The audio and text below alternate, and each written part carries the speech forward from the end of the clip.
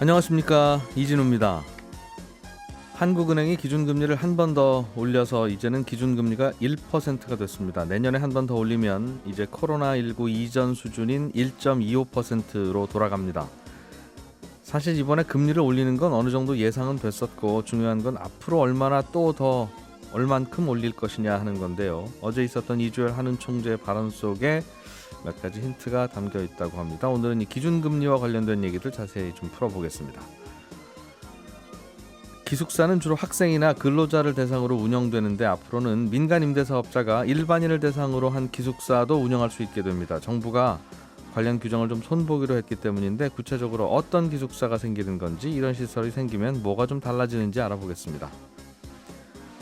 지난 8월부터 주택담보대출을 중단했던 NH농협은행이 다음 달부터 다시 대출을 시작하기로 했고, 시중은행들도 대출 문턱을 조금씩 낮추고 있다는 소식도 간단히 들여다보겠습니다.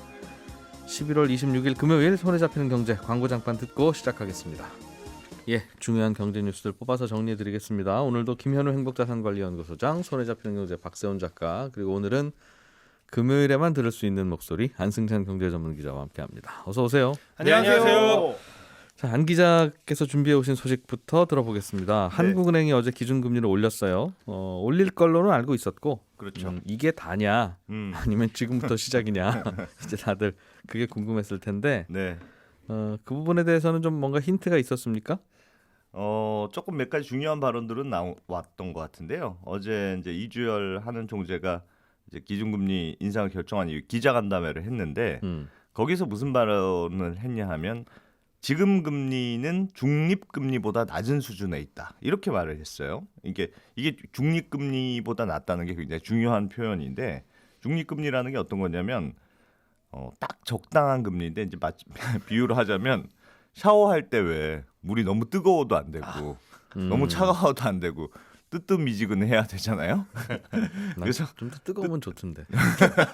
사람마다 뜨뜻미지근한 게 다르죠. 조금씩 다르죠. 네. 그러니까 금리라는 것도 왜 이제 너무 금리가 높으면 경기가 좀 위축될 수 있고, 반대로 금리가 좀 너무 낮은 수준이면 시장에 돈이 너무 많이 넘치니까 과열되지도 않고 물가가 크게 오르지도 않고 그런 어딘가에 적정한 금리 수준, 그걸 이제 중립금리라고 하는데, 문제는 이제 중립금리라는 게 무슨 공식이 있어서 딱 정해진 숫자가 아니니까 사람마다 다르고 상황마다 다릅니다. 그러니까 예를 들어서 오늘따라 똑같은 방온도를 했는데 내가 오늘 감기 기운이 있어요. 그럼 으슬으슬 좀 춥죠. 으슬으슬 춥죠. 그러면 온도 왜 이렇게 집이 추워? 이러면서 온도를 좀 높여야 되는 거고, 또 밖에서 막 뛰고 들어오면 왜 이렇게 집이 더워? 이렇게 뭐 그런 것처럼 중립금리도 경제 상황에 따라서 어떨 때는 조금 더 높이는 게 좋고 조금 더 낮은 게 좋고, 이렇게 그때그때마다 다르거든요. 그러니까 누구나 마음속에, 각자의 마음속에 상황마다 다른 게 중립금리라서 이게 좀 고민스러운 점인데, 이주열 총재도 자기만의 이제 자기가 생각하는 중립금리가 다 있을 거 아니겠어요? 근데 어제도 어쨌든 중립금리보다 낮다 이렇게 말했다는 건 아직 자기가 생각하는 수준에는 지금 금리가 못 미쳤다. 그래서 지금 물이 너무 뜨겁고 찬물을 좀 부어서 정상화 조금 더 시켜야 된다, 이렇게 생각하고 있다는 뜻입니다. 그래서 어제 다른 발언도 보면 뭐 지금 금리 수준이 여전히 완화적이다. 올리고 나서도 올리고 나서도 여전히 더 올렸으면 좋겠다. 그렇습니다. 또 뭐 긴축이 아니고 지금 하는 건 정상화다, 이렇게 말한 이유도 다 이제 자기가 생각하는 중립금리 수준에 여전히 못 미친다, 이렇게 생각한다는 점을 좀 시사했다, 이렇게 볼 수 있을 것 같습니다. 저금리와 고금리가 다 부작용들이 있는데 저금리의 부작용이 지금은 더 크다. 그런 말이기도 하고 했고, 좀 더 올릴래요 하는 얘기를 조금 멋있게도 표현한 돌려서 중립금리.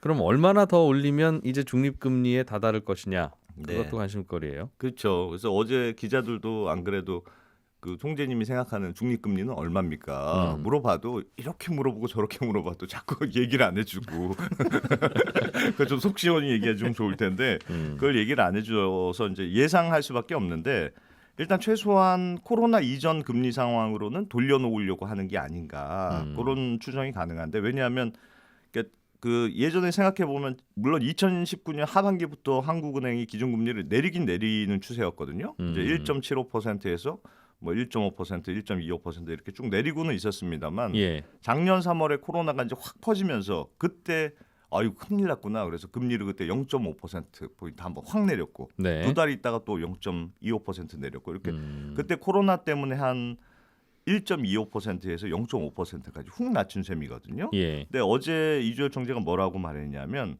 코로나 위기를 대응하려고 이례적으로 낮춘 거니까 예. 이제는 정상화를 하는 게 당연하다. 이런 식으로 말했단 말이에요. 예. 그러니까 최소한 한 번은 더 올려가지고 코로나 이전 상황인 기준금리를 지금 1%까지 어제 올렸는데 1.25%까지는 올리지 않겠느냐 이런 예상들이 많고 거기에 이제 추가로 조금 물가 상황이나 경기 상황이 좋아지면 한 번 더 올릴 수도 있을 것 1.5% 같다. 정도까지 내년에 올릴 수 있지 않겠느냐 이런 예상들이 나옵니다. 그러니까 어제도 보면 이제 채권 시장에서 채권을 거래하는 분들은 이게 기준금리가 어떻게 결정되느냐, 한 번 더 올리느냐, 두 번 더 올리느냐, 안 올리느냐에 따라서 네, 본인이 갖고 있는 채권 가격이 막 많이 흔들리잖아요. 그렇죠. 그래서 다들 가장 머리 싸매 공부하는 쪽이 그쪽인데 음, 들어보면 한 번 더 올린다는 분들도 좀 있고 네. 내년에 한 번 더, 음.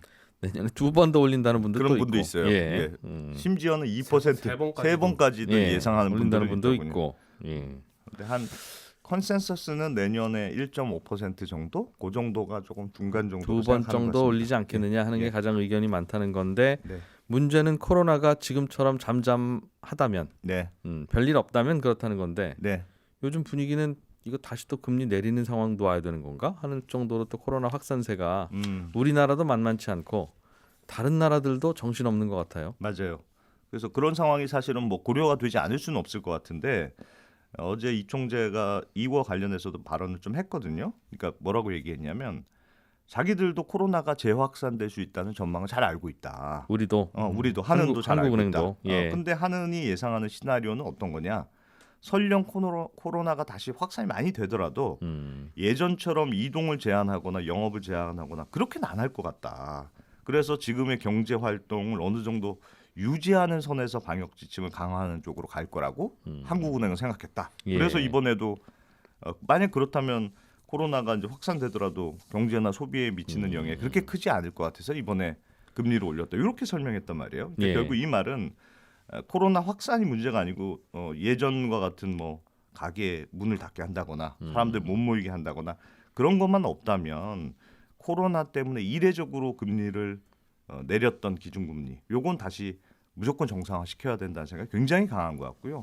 만약에 이제 실제로 뭐 코로나가 진짜 심각해져서 예전 같은 거리두기 방역 이런 거 실시한다면 그때는 막 경기 상황에 영향 미칠 테니까 그때는 한국은행의 금리 인상 지금 분위기도 조금 제동이 걸릴 거다. 이렇게들 예상하는 분위기입니다. 다음번에는 금통위가 언제 또 열립니까? 그러니까 열심히 계속 금통위 열릴 때마다 올리겠습니다. 라면 다음은 언제 올리는 거예요? 지금 이제 예정된 일정은 올해는 이제 다 끝났고, 다 끝났고. 네 내년 1월, 2월 이렇게가 남아 있는데 예. 그 이주열 총재 임기가 내년 3월까지예요. 근데 1월, 2월을 있고 또 3월 금통위는 없고 4월에 있으니까 네. 이주열 총재가 만약에 내가 내렸던 금리를 다시 올린다고 생각한다면 기회가 이제 1월, 2월이 있는 건데 1월, 2월 두 번 올릴 수도 있고. 두 번 올릴 수도 있고 아니면 뭐 어떻게 1월에만 올릴 수도 있고 2월에만 올릴 수도 있는데 안 올릴 수도 있고. 그렇습니다. 안 예. 올릴 수도 있고. 근데 2월은 금통위 날짜가 보니까 2월 24일이에요. 네. 근데 내년 대선일이 3월 9일이니까 네. 딱 2주 차이밖에 안 납니다. 그래서 이게 물론 뭐 하느니 정치적인 우린 그런 거 고려 안 한다고 늘 얘기는 합니다만 대선은 2주 앞둔 시기가 굉장히 예민한 시기여서 과연 한국은행이 그때 기준금리를 경천동지할 일이 아니면 변동할 수 있겠느냐 이런 예상이 네. 많아서 예. 지금 최소한 1월 달 금통위 때는 거의 올리지 않겠느냐 뭐 이렇게 한 예상하는 번 더 올리고 분위기고요. 싶다면. 뭐 그 이후에는 또 새로운 총재가 선임이 되면 그때 상황을 봐야 되겠으나 예. 하반기 정도 더 올릴 수 있을 것 같다. 이렇게 예상들을 하고 있는 것 같습니다. 기준금리가 올라가면 예금금리도 올라가고 대출금리도 올라갈 가능성이 있지요. 그럼요. 아마도 예금금리는 가장 민감하게 반응하는 것 같고 지난번에도 올릴 때 보니까 네. 며칠 안에 올린 폭만큼은 예금금리가 올라가더군요. 어제도 재밌는 게 있었는데 보통은 이제 항상 은행들이 기준금리를 올리면 다 예금금리도 올라가고 대출금리도 올라가는데 예. 보통 대출금리는 빨리 올리고 예금금리는 좀 이렇게 늦게 올리고 천천히 올라가죠. 이게 일반적인 패턴이었는데 어제는 재밌었던 게 기준금리 인상이 결정되자마자 몇몇 은행들이 바로 우리는 예금금리 올리겠습니다. 해서 어제 발표를 했거든요. 예. 그래서 뭐 좀 특이하다. 뭐 작게는 뭐 많게는 0.4% 포인트씩 막 이렇게 예금금리 올린다고 했는데 왜 그랬냐면 그동안 이제 정부가 대출 규제하느라고 은행들이 이 가상금리를 굉장히 많이 붙이는 방식으로 대출금리를 좀 높여왔거든요. 그래야 왔던 손님도 돌아가니까 그래야 대출을 우리는 줄일 수 있으니까. 우리는 비싼 은행입니다. 예. 뭐 이렇게 하고 했던 건데 그러니까 예금금리와 대출금리 금리차 예대 마진이라는 게 많이 늘어났단 말이에요. 예. 그러니까 안 그래도 대출 안 해주는 것도 사람들은 화나는데 뭐 예금금리도 낮고 뭐 하는 짓이냐 이런 불만이 많았고 최근에 금융감독원에서 은행들 불러가지고 좀 경고도 한번 했거든요. 그러니까 눈치 좀 보였던 은행들이 기왕 일주일 안에 올릴 할 거 빨리 올리자. 빨리 올립시다. 뭐 안 올릴 것도 아니고. 네. 그래서 예금리는 올렸는데 예. 또 이게 뭐 좋아할 일이 아닌 게 예금금리가 올라가면 결국 그게 다음 달에는 코픽스 금리라는 데 반영이 되고 그게 중요하죠, 사실은. 네. 우리나라에 그러면- 이미 변동금리 대출 받은 분들, 그분들이 제일 다수니까 네. 제일 걱정하는 건 나 이미 대출 받았는데 내 금리 올라가는 건가 하는 게 걱정일 텐데 네. 올라가겠죠? 코픽스 금리는 뭐 다음 달 또 15일에 발표가 되니까 최소한 신규 잔액 그러니까 최근에 반영된 예금금리를 반영하는 대출금리는 신규 올라가겠죠. 코픽스는 좀 빨리 올라갈 것 같고 네. 이렇게 생각하면 자네 코픽스를 골랐어야 되는데 라는 생각을 그러니까 이게 반대 시즌 상황에서는 잔액이 좋은데 또 금리가 막 올라갈 때는 신규 그렇죠. 코픽스를 자네 선택하신 코픽스 분들 선택하는 게 변동성이 적죠. 그렇죠. 옛날 거까지 다 계산하니까 그건 옛날 거까지 계산하니까 좀 적은 거고 신규는 그때 그렇겠죠. 그달 상황을 반영하니까 조금 네. 빨리 올라가고 빨리 내려가고 그렇습니다. 예. 자, 박 작가님, 네. 주택담보대출, 뭐 전세대출, 그동안 대출이란 대출은 가능하면 줘여라라고 네. 하는 게 정부의 스탠스였고, 네. 사실은 은행들이 그래서 그럼 오시는 손님 어쩌라는 겁니까? 네. 라고 하니까 뭐 금리 알아서 높게 해 받았죠. 해서 이제 금리 높게 받은 거 아니겠습니까? 네. 아예 중단한 곳들도 있어. 예, 삼겹살 1인분 82,000원 이러니까 이제 오셨다가 그렇게 된 건데 네.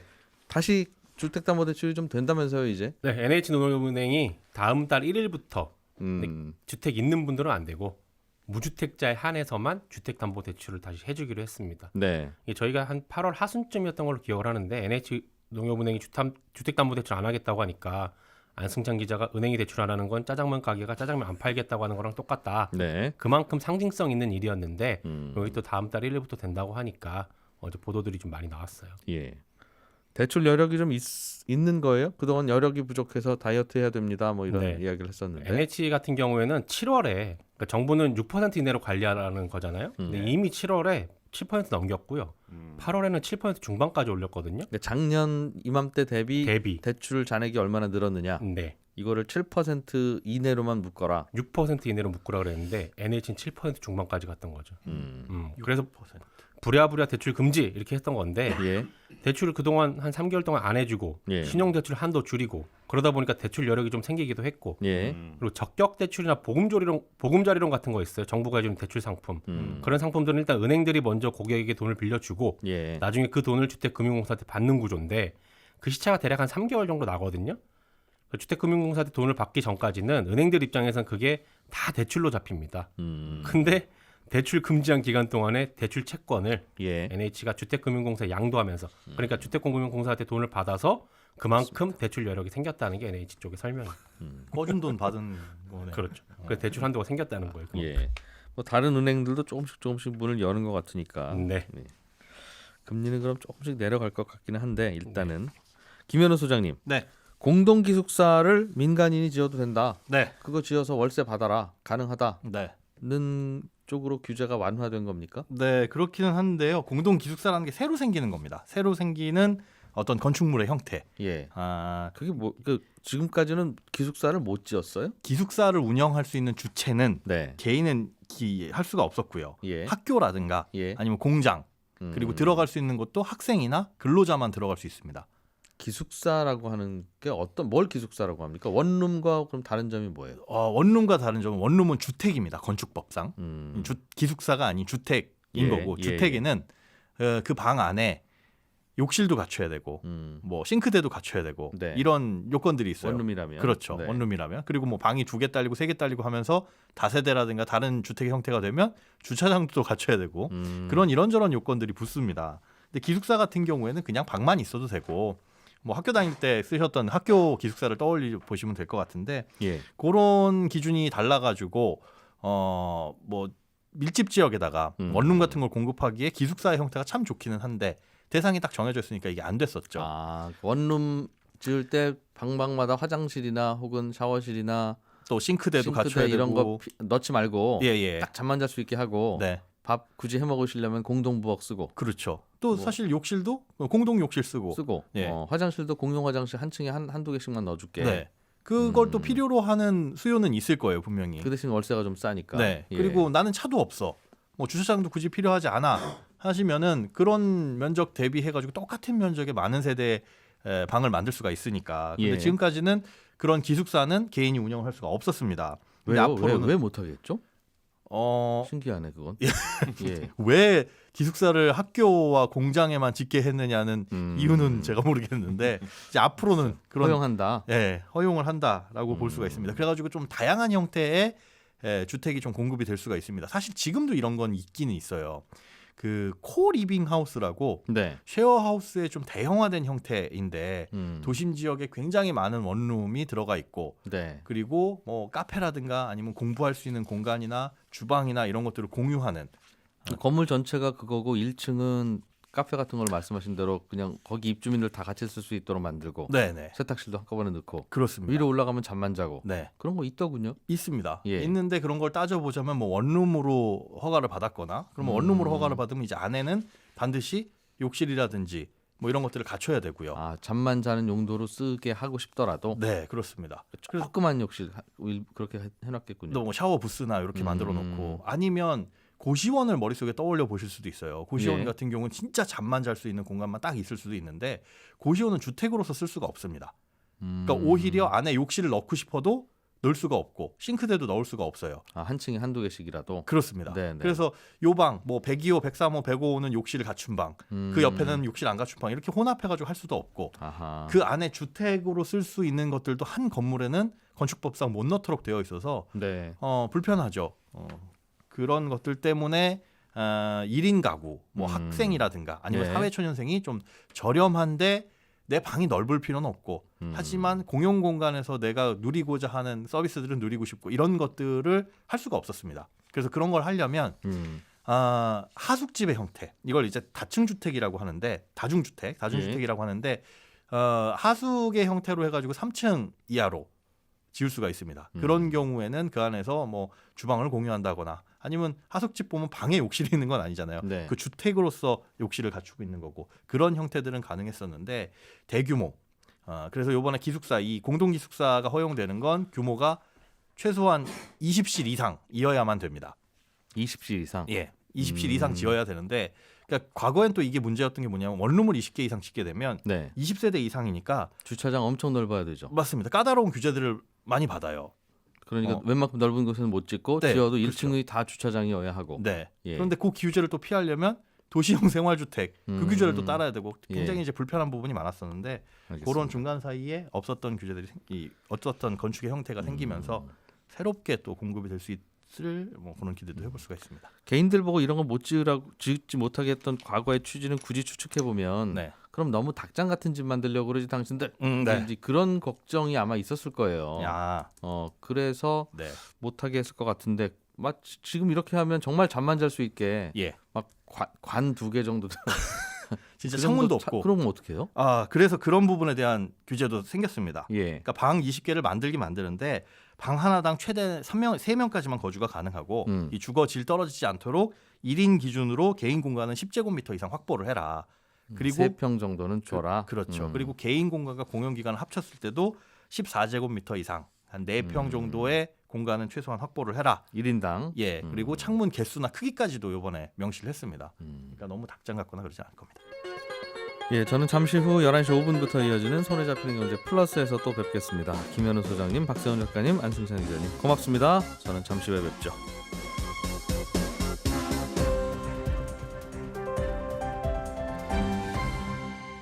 경제를 생각하는 사람들의 즐거운 습관. 이진우의 손에 잡히는 경제.